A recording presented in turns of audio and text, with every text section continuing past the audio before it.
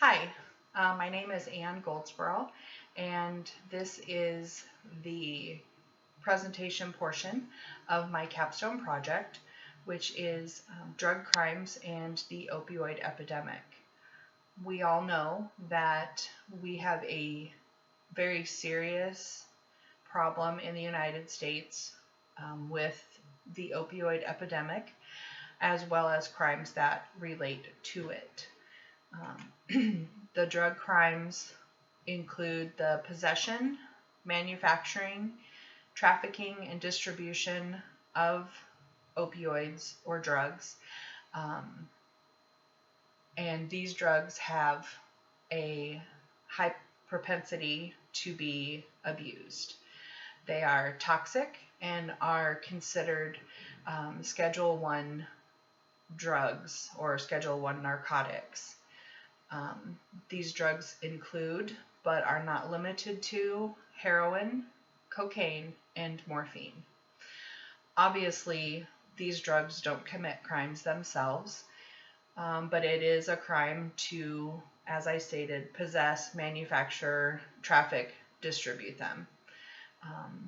It is the drug users who commit the crimes while they're under the influence of these drugs, and they commit these crimes for various reasons.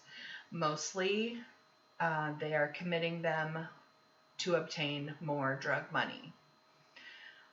There was a study done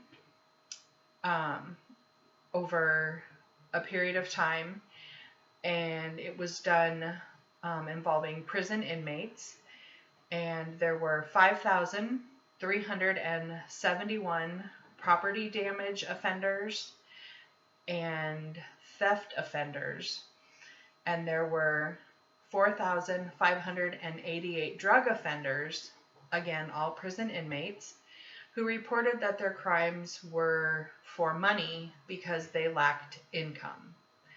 Now, these crimes include burglaries and robberies. Again, they're either stealing actual money or they're stealing goods, items from people so that they can go out and pawn or sell these items so they can get money to support their recreational use of these drugs. The effect of poverty on drug crimes concluded that it has both long and short-term effects. The two theories, the criminological theories that fit with drug crimes and the opioid epidemic would be social learning theory and general strain theory. Those are the most relevant to explain the increased use of these drugs and drug crimes. The social learning theory aspect of crime explains that the commission of a crime is learned just like anything else people learn to do. People learn to read, people learn to steal. General strain theory states that there are 3 categories of strain, and those things must occur in order for it to be classified as such. Going on to talk about these two theories. Social learning theory is relevant to this particular problem because it's been used in studies to explain the misuse of drugs that leads to these associated crimes.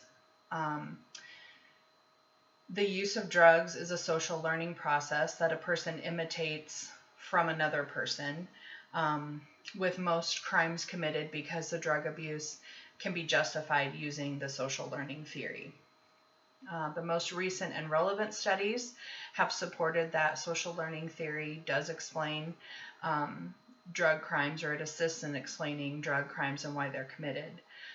They result in influence and imitation from other peers, thus an effect of the social learning theory to help understand the increased crimes of such nature.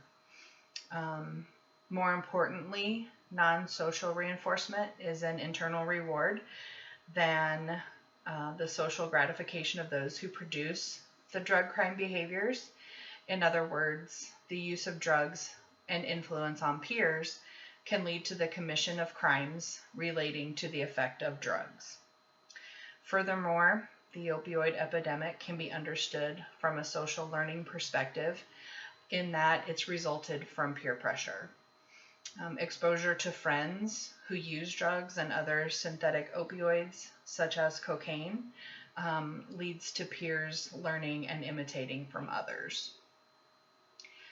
The strain theory is another theory that's important in explaining the problem that we are investigating.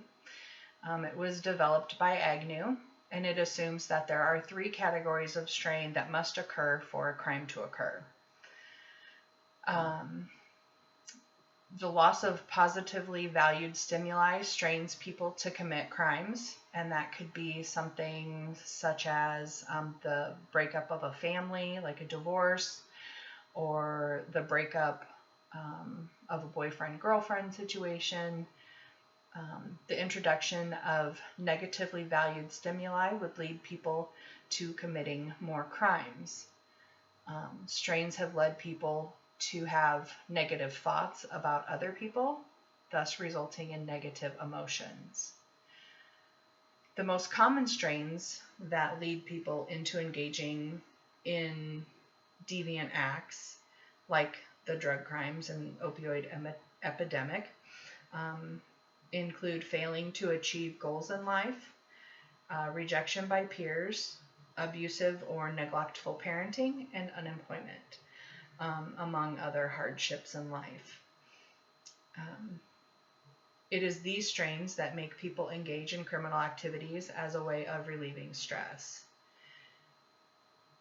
There are studies that have been conducted and have supported strain theory for a cause of crimes in our society, including the problem under investigation.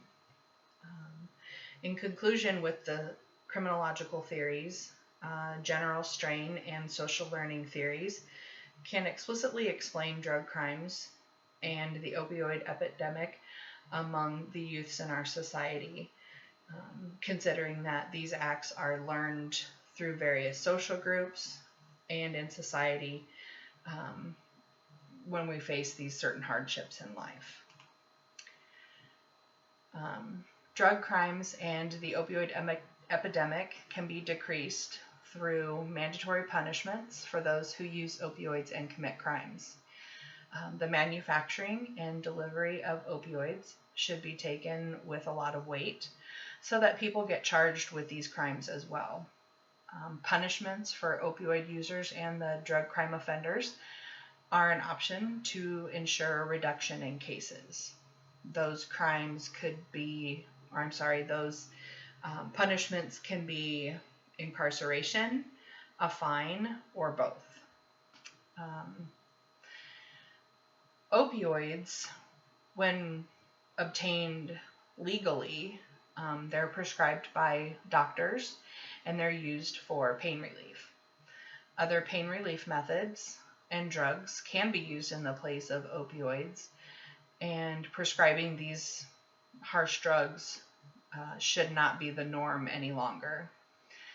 These drugs should be regulated for professional and non-professional use, and also the public must be educated about the detrimental use of these opioid drugs for recreation.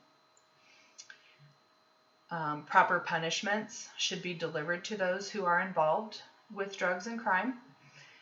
It's the burden of the court to see that sentences are handed out swiftly to the offenders, and correctional facilities are often burdened as they are essential in housing offenders and keeping them away from drugs. However, drugs are also a problem in our correctional facilities.